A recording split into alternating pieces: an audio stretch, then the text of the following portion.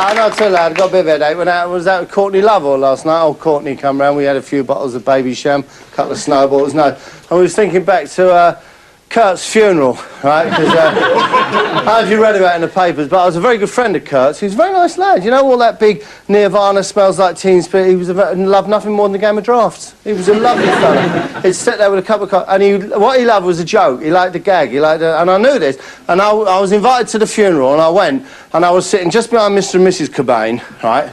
And I was sitting there, and I thought, should I? Oh, we'd like if it was here. So what I done was he was on the thing, they had the big and the coffin was on the... And just as it went through, right, just as it rolled through, just as it went to the doors, because he was crying, just as the doors opened, right, I went... like that. Oh, that's all right. Oh, they didn't like it. They didn't like it at all, I'll tell you that. Oh, here's a big new product that's coming out, right? You've all got to get one of these. You know there's a Spice Girls doll, yeah? There's a Baywatch doll, yeah? There's Teletubbies things, right? And there's a Pamela Anderson doll. She's got her own doll. All these things, right? Richard Madeley's come to me, and he said, look at this that I'm modelling. Look at that, ladies and gentlemen, look. The Judy Poodle. Absolutely splendid. Look at that. I'll show you. You have a look. Where is it? It's in here. So look. Oh, it's taking the day off. Now then, what we got in here now? Look at this. Oh, when my big showbiz friends come round, as they often do, a lot of my friends from the soap operas, they like nothing more than a nice plate of beans like that. Maybe with a bit of toast, something like that, but they love, a soap star loves a tin of beans. That's nice. Hey, unless Patsy Palmer comes round, don't try giving her them. Whoa! Oh, she'd bite your head off. Patsy Palmer, she has to have those, Bianca beans. And what's going on in here? Shut up, you slag. Tracy, if I catch you around my dairy again, you're going to get it, because we go down Lucky's tonight with Misha. Just shut up, you slag. Shut up. Oh, you see what's happened here? Look, Sharon fruit's gone off. Let's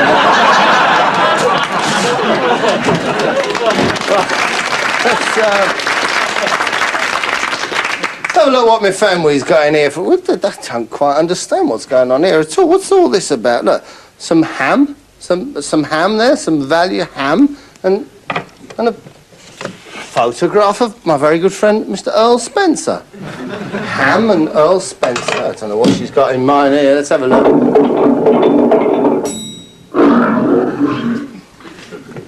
Oh, I see. Yeah, very funny, my Fenway. Yes, we appreciate that. Look, cheating ham. Right, now, you're very, very lucky to find me in, obviously, this time of night, because normally I'd be out and about. It's really pissing me off, right, when I come to visit my nan, she lives in these flats, right, and I've got my own parking space, right, and I say to people, if I'm not here, it don't matter, but when I'm coming, I hate if someone's been parking my space, right? I put a sign up, but they do it. People just come along and then wind up parking my space. I think it's a liberty. Tell you what I've got for you now, right? Something. Do you remember Piers Merchant? Was that his name, Piers Merchant? Yeah, you remember him, right? It was a rhetorical question actually, but it don't matter. Well done, right? I was at the news programme at the time, and we had the interview with someone from his constituency party, and sometimes these things go well, and sometimes they don't. Just how much, if any, damage his latest contribution to so-called sleaze has done the Tory party is one of many questions that won't be answered until the new election. This is Claire Rucastle for London Today. Well, let's go to Beckenham now. And Albert Miles is a member of the Beckenham Conservative Association. Mr. Miles, good afternoon. Let's start by going back a few months. Do you regret backing Mr. Merchant as your candidate in the election, bearing in mind what's happened since then? Didn't get that all. Do you regret backing Mr. Merchant, bearing in mind what's happened now? Well, we're all mixed feelings at the moment with our MP, or our ex-MP, saying that he's resigned. It's quite a relief, because I'm sure he would have had to go if he hadn't resigned. Do you feel betrayed? Well, we all do. All the members of the executive and also of the Conservative Association must feel betrayed by this MP. Right, so you do feel betrayed. Right, Let's find out who's to blame, hey? Because you never know, there's two sides to every argument, so come on. Right, get in there now. Let's have some really hard-hitting questions. Come on. Have you spoken to Mr. Merchant? No, I have not spoken to him. Oh, well, don't worry. Come on. Do you blame him, or do you blame the media? Pardon? Mr. Miles, do you blame Mr. Merchant, or do you blame the media for what's happened? Come on. Who do you blame? I don't know. You don't know who you blame. You feel betrayed. You must blame somebody. I think there's a feeling of betrayal there down in Beckenham. Thank you very much indeed, Albert Miles. Thank you. Well, let's move on now. Yes, I think there's a feeling of betrayal, but I think the old man's just holding out on us. We go now back to the United States of America, right? Let me paint the scene for you. I'm sitting with my mate, the copper, in his car, and a bloke's gone shoom, flying by us on the highway, okay? He's going too fast, he's speeding, so we pulled over. I've got the camera, I've set the camera running, and my friend the policeman has gone out to nick him. There are certain ways you should act if you're arrested by the police. You shouldn't ever be, listen, especially young people, all right? You don't have to be completely diffident, all right? You do have rights as a citizen. On the other hand, they are only doing their job, and a certain amount of politeness, a certain modicum of common decency is called for on these occasions. What's the day on that? I'll have to plead guilty if I gotta work, because I can't take the court to take the day off, you goddamn asshole! Now just give me the goddamn thing, let me get out of here. I did do nothing wrong, and I know I did. Now let me get the fuck out of here. I ain't in no hurry, but I did want to get some kills for my dog. It's just about ready to get the fuck out of here and give me that. Can I explain it to you, sir, so you'll know what you need to do? I know what I do. You're ripping me off, and I didn't deserve it because I didn't do nothing wrong. You're probably sitting that parking lot driving right back forth to get someone in the 40 miles of whatever the frig it is. I never saw the sign. I saw it 55, and I was doing 57. That's all I know. There's one or two people in that. There's either a cartoon character, right, or Jackie, Roseanne's sister. That's all I know. Okay, but basically, off he goes. The copper, you have to understand this, he don't know he's being filmed. The copper does, so conducts himself with a wonderful measured sarcasm. What I need you to do is sign the X so I can explain this to you. There ain't no explaining. I got picked up for speeding before. You're guilty and you pay the fine and hope your insurance don't go up. And you try not to speed the next time. And that's what I've been trying to do for 4 or 5 years, and it's worked damn good till I run into you, you asshole. Now, the copper, again, knows he's being filmed, so it becomes more and more sarcastic, more and more measured. Right, do you think this guy has gone over the top? Yeah. Do you think this guy in this car is as over the top as it's possible to be? You ain't seen nothing. Because coming up shortly, he knows he's going to be fined, but he has no idea of the amount involved. Read the instructions here. This says you have 20 days to respond to this summons. Read the back of this hard copy. This will explain how you can have a trial if you want. On the back, that'll explain it. Attaches an envelope. See? Put a stamp on that, you mail that in. They'll tell you what to do. I can afford the stamp. The fine's right here, sir. It's $137.50. You're fucking crazy! You're fucking crazy! Don't waste the money out of her! Goddamn account where she's working to pay my fucking insurance, so I won't get picked up. You're fucking crazy! Fucking crazy! Now I give you insult added to injury. If you don't pick this up, sir, I'm going to summon you for littering. Are you fucking crazy? I wasn't even speeding, you goddamn asshole! $100 Jesus fucking Christ! And now I give you insult added to injury. There's some more right there. I've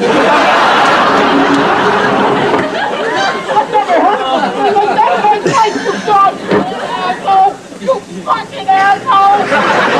Let me get the fuck out of here, you goddamn miserable fucking Jesus Christ!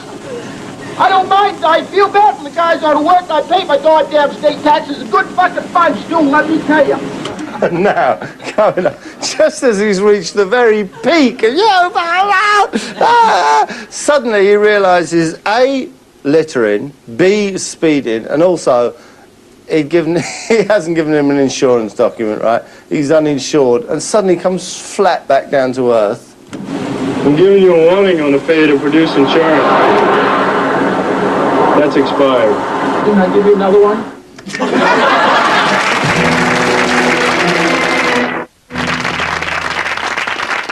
Right, it's a very interesting game now. I think it's going to be very, very popular on the new series of Gladiators. This is the stage-cultured armour.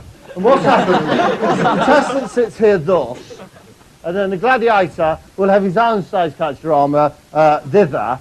And it will be, gladiator, are you ready? Contestant, are you ready? And what they will do, they will hitch up Ulrika like that with the bridle, and Ulrika will have to pull the whole damn shebang like that, up to the other end like that, and then back here, and then they'll join Jeremy down here, and it's the first one to prepare either the gladiator or the contestant a nice little picnic salad there.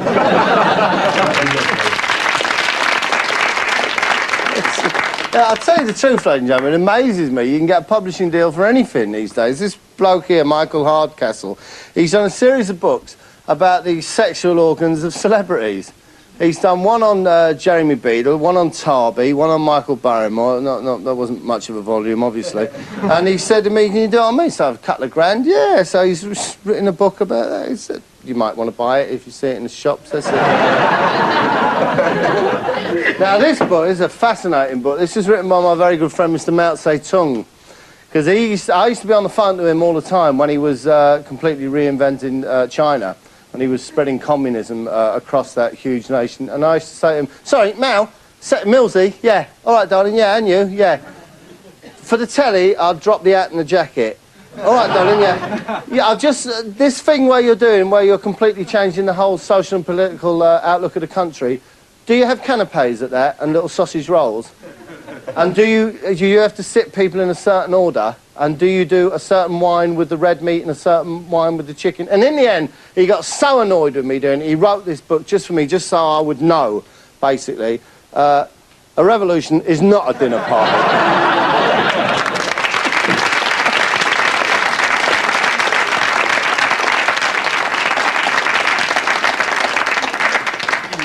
Eureka! She goes, what do you want? That's not you. It's an old Greek phrase. And then Nana Muscuri turned up and it all got completely out of hand. Right, here we go. I'm going to show you one of them programmes that I make now on the television. This is another one of the Americans I make when I go out with the cops in America. You've probably seen them on the telly, haven't you? Here we go. Let's have a look at this. Look. The Independence, Missouri Police Department's hopped up a car that's running on 3 wheels, apparently. We have to suspend me for my call. And they're chasing him up I-70 right now. He's only doing about 35 miles an hour, but he won't pull over.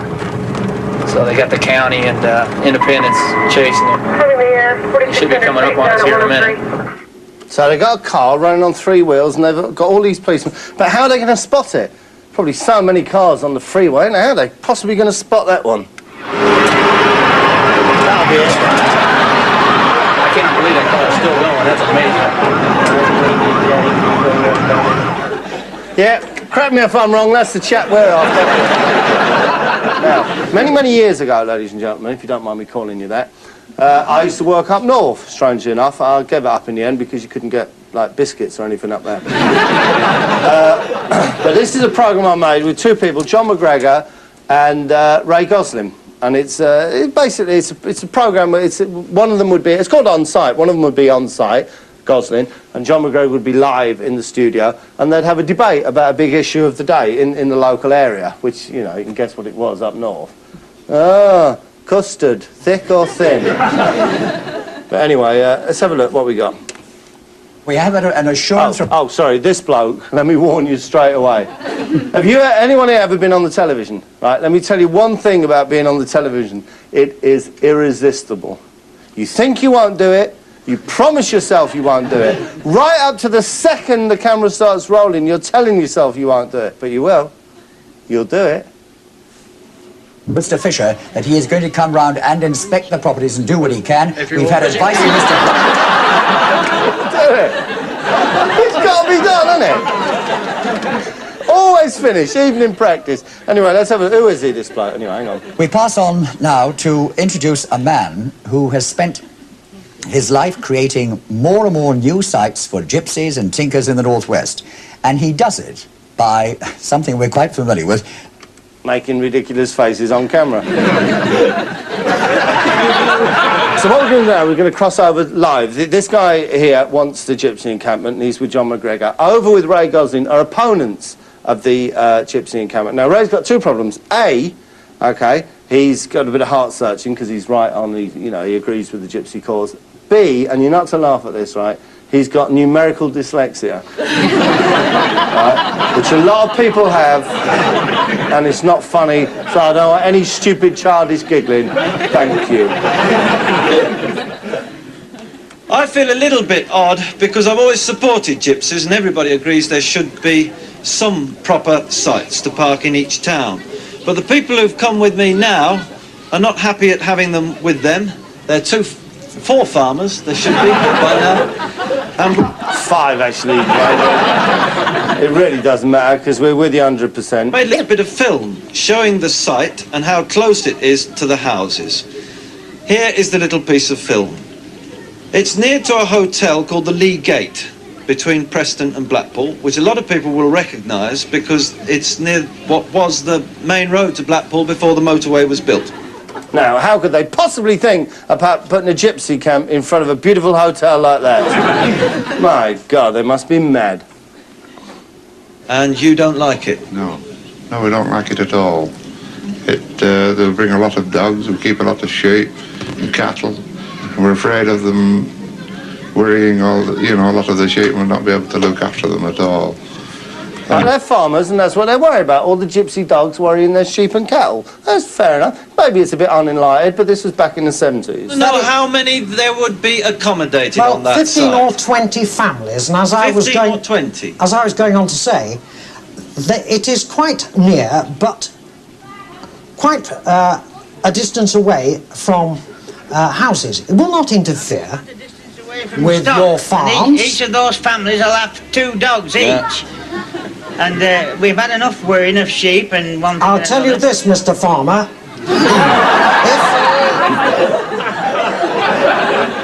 I think you'll find that's his title rather than his name. How would you like if he said, well, I'll tell you this, Mr. Stupid Face Puller.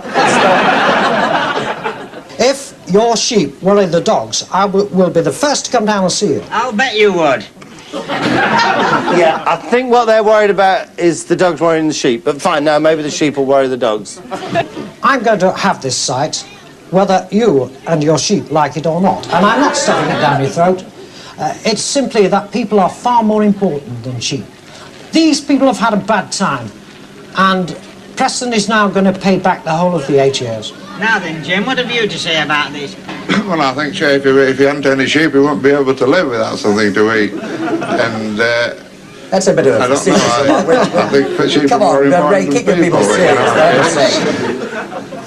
Ray, will you keep this conversation serious? You know, we're talking about human beings, not silly sheep. We're being perfectly serious. You're not being serious at all when you talk about something to eat and all that. Come on, you've got sensible questions, put them. Can we now talk about the Lee Gate site? Yes, I thought we had been talking about it. Now then, in there, the ingress... Right, I'll tell you what's coming up now. Firstly, John McGregor, how do you know that sheep are silly? They might be clever sheep who know what dyslexia means and everything, you don't know, right? But what he's going to do now, this farmer here, he's going to baffle them with big words. He's going to make them look really stupid, look. In there, the ingress and egress comes out onto a very dangerous main road. Does he mean entrance and exit? Yes. That's right. Yes, I did actually, sorry. I was just showing off in front of Mr. Farmer. Have we ever seen a clean gypsy site? That's a very interesting question. Now, I'm very pleased that you've asked that. Very good question. Have you ever seen a clean gypsy site? Well, of course. They're all absolutely beautiful and all shined up and the chrome's all lovely and it's all peaceful there and heavenly. And you're a bad Mr. Farmer for saying otherwise. Have you ever been on a gypsy site, Mr. Farmer? Well, any place I've seen where there've been tinkers at, we've seen nothing Will else you but answer the question, have you ever been on a gypsy site? We don't know the difference. Right, and you should, You've got the most devious bunch of gentlemen there, Gosling, you really Yes. A gypsy site... Devious? You're a bit devious calling his sheep silly, is that, Gregor? A gypsy site, gentlemen, is a place where people live in harmony and in generosity, and they have good neighbours. Right, and there is the argument. A gypsy's home is a clean place, is a place where they live in peace and harmony, where they have good neighbours, and where you don't have to worry about stupid, silly sheep being worried by dogs. And just at the end of the programme coming up, and they've won. I think we can safely say they've won. They've got no moral stance at all, the farmers. They've won. And John McGregor, very happy, you can see, have a look in the closing credit, very happy to have him as his guest. Yes, you've made your point, absolutely, that there's no danger at all from the dogs. Well done, we've won. We'll have a glass of sherry afterwards. Gypsy dogs are no different from your own. They have a job to do, and that is to protect the caravan, and that they do very well. And anybody coming near it, well, you take your life into your hands, same as your sheep. Yeah, I'd rather you didn't mention the bit about them ripping your throat out. Just kind of muddies the water slightly.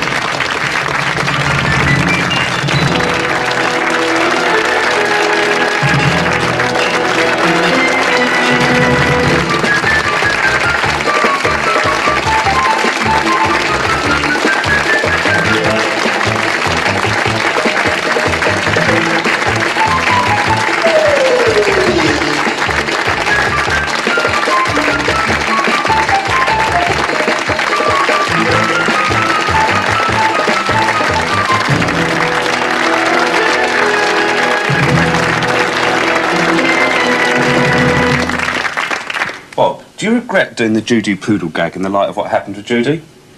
Sorry, Conrad, I didn't quite get that. Well, I mean, do you blame yourself for what happened to Judy, or do you blame the media? I don't know. Well, either way, it's quite simple. We're in breach of ITC guidelines and regulations, and they fined us £180. You fucking crazy asshole! You fucking you asshole! Bob, pick that up, I'll take the dog. Ah, well, you come near my dog and you put your life in your hand, as indeed for your sheep.